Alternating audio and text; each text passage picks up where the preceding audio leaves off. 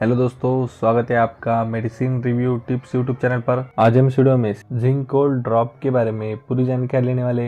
Zinc cold drop का mainly use सर्दी बुखार की समस्या दूर करने में किया जाता है। यह एक पीडियाट्रिक ड्रॉप है, इसे केवल बच्चों के लिए इस्तेमाल किया जाता है।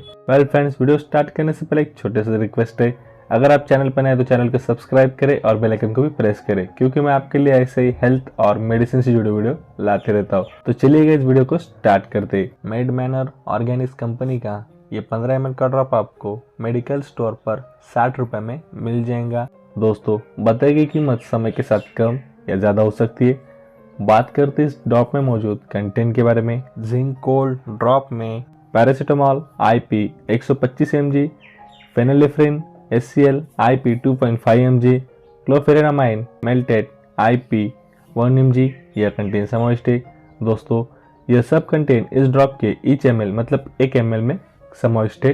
बात करते इस ड्रॉप के यूजेस के बारे में। डॉक्टर इसे किन किन समस्याओं में इस्तेमाल करते हैं। इस ड्रॉप का मेनली यूज सर्दी बुखार की समस्या दूर करने में यूज किया जाता है।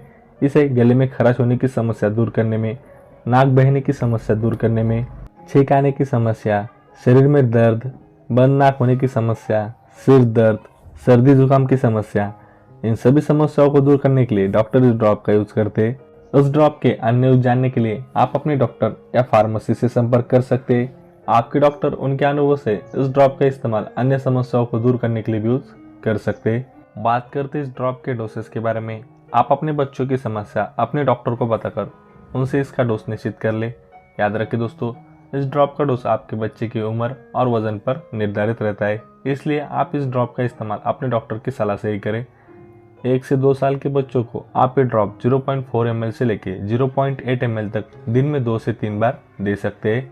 साइड इफेक्ट इस ड्रॉप के इस्तेमाल से होने वाले दुष्परिणाम। यदि आपके बच्चों को इस ड्रॉप में मौजूद किसी कंटेंट से एलर्जी है तो उन्हें बताया कि कुछ साइड इफेक्ट हो सकते हैं।